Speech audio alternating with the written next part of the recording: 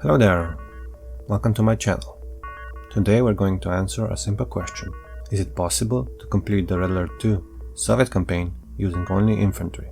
Here are some of the rules for this playthrough. Only infantry can attack or defend. Defensive structures are allowed, but not for offensive purposes. I can use any units without weapons. For example, I can use transports. I can build as many miners as I want, but only use them for mining. Any tanks I get as reinforcements can be used for scouting, but eventually need to be destroyed or stashed in a corner somewhere. We're playing on the hard difficulty. I can use naval units when there is no other option.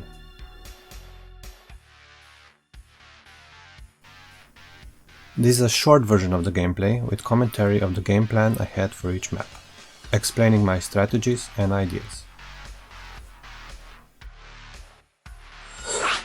Mission 1. Red Dawn. The first Soviet mission is pretty easy to do with infantry only. Just build multiple ore refineries and sell them. That way more miners are mining the ore. Then build as many conscripts as possible and slowly take over the map. Any tanks you get as reinforcements you either destroy and send away so they don't attack.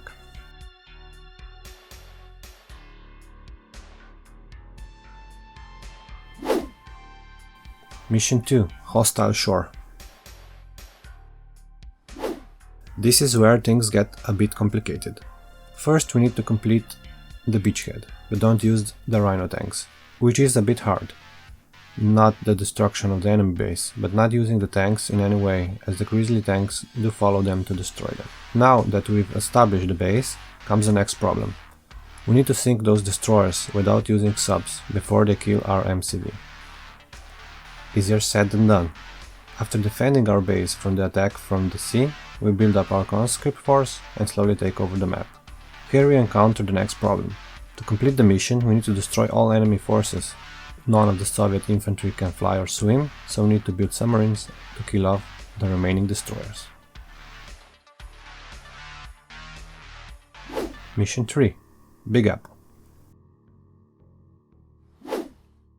To complete the third mission we're going to be doing some base walking, mostly because we need to reach multiple ore patches to build enough infantry.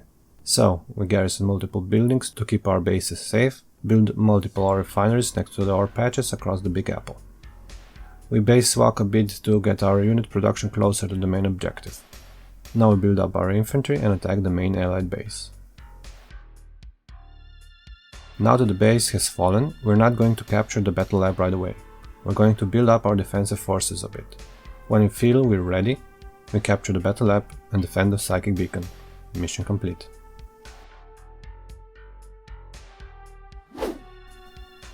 Mission 4. Homefront.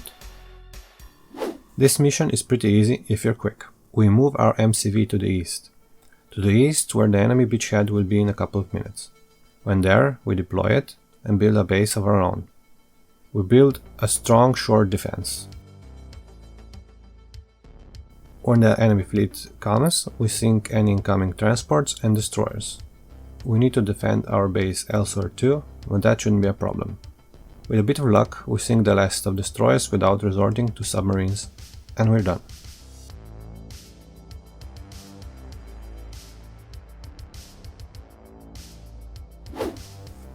Mission 5. City of Lights. This mission is meant to be completed with infantry only, so you play it as you would without restrictions. Garrison the buildings to advance across the map and use Tesla troopers to power up the Eiffel Tower. Pretty easy.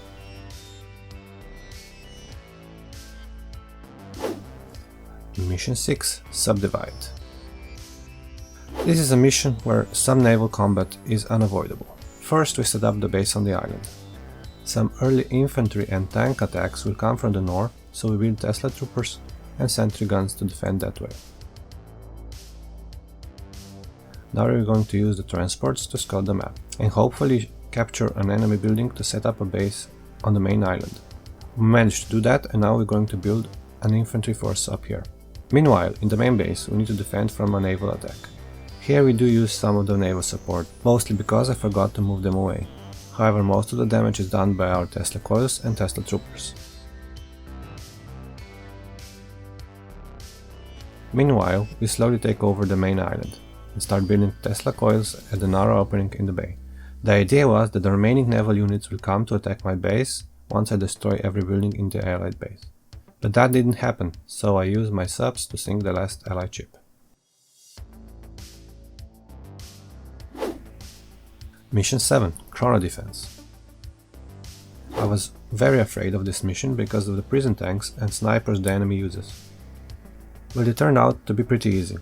First we built a lot of miners to keep our cash income steady, then we built Tesla coils, sentry guns, flak cannons at the narrow openings to your base.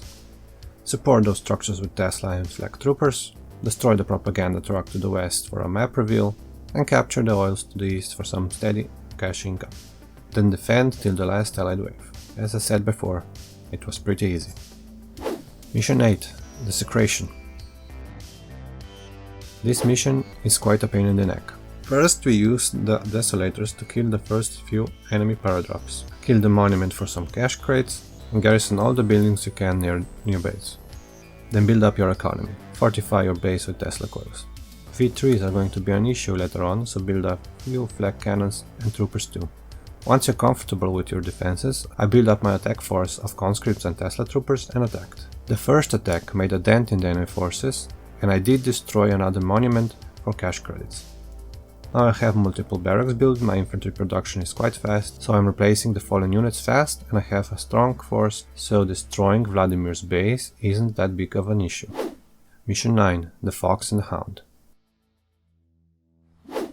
At the start of the mission, go west. Capture the barracks and the battle lab so we can build spies. Now we move all the way to the east. Here we mind control an IFV. We use it to destroy the wall.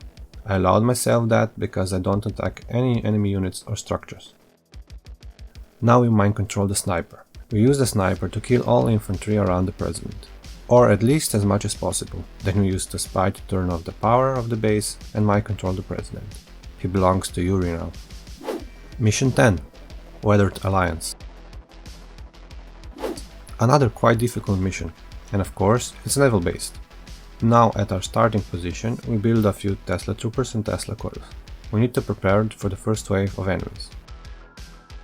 We use the engineer and a transport to capture the tech repair shop to the east and build ore refineries there. That small island is full of gems. Our rocketeer attack is incoming, so we need to build a flak cannon or two. The next few minutes we spend teching up, building up our defenses and a nuclear silo. Once we're happy with our defenses, we build a bunch of transports and a large infantry force. Every time the nuke is ready, we strike the beach, so we clear it out for our landing. I also use a nuke or two on the main base. Just be careful you don't hit the battle lab. Once I feel the enemy is crippled enough, I send my fleet to the beachhead and take it over. I slowly destroy the base to the right and wait for the countdown on the nuke to reach 0. Now I capture the battle lab, and once the battlefield expands so we can see the weather control device, we send that nuke at it. In this mission the weather control device is pretty fragile, so one nuke is enough. Mission 11. Red Revolution. This mission is hard, like really hard, at least at the start. It took me 4 attempts to get the tactic right. First I destroyed the tanks I was given at the start and used Kirovs to scout the map. They are going to be destroyed by enemy in flak anyway. Now we base walk as far as we can to the right and capture the tech buildings on that side. We will set up their defensive perimeter here. Why there? Because the enemy iron curtains his units there. But he can't do that if we destroy them first. Next we need to take over the middle. There are gems there and it's a great tactical position for defenses. We're going to build a bunch of Tesla coils there. When we build a nuclear silo, Yuris is going to send a bunch of Kirovs our way. So we build a lot of flak cannons next to the oil to the north and on this hill to the right side. That should be enough of air defense, so let's place down our nuke. We're pretty much safe now in our little corner of the map. Now it's simply a matter of attrition. We do a little base walking to take over small sections of the map, little by little, until all that's left is the Kremlin. Take it down. Mission 12. Chronostorm. Okay, last mission. This is where we're going to be a bit sneaky. First we set up our defenses. Multiple flak cannons all over our island and Tesla coils at the chrono locations. Then we build up a decent infantry force of conscripts, Tesla troopers, flak troopers and engineers. We also build a nuclear silo. Once the first nuke is ready, we attack the area around the naval yard.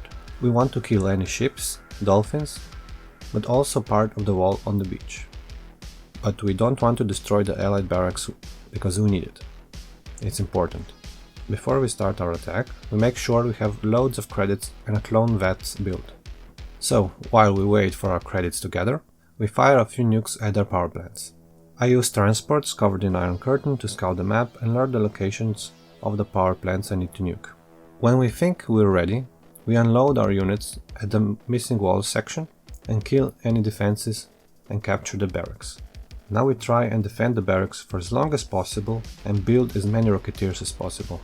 Now in hindsight, what I should have done is capture the construction yard and build the barracks on my island, but that didn't cross my mind at the time, so we have to defend our barracks here.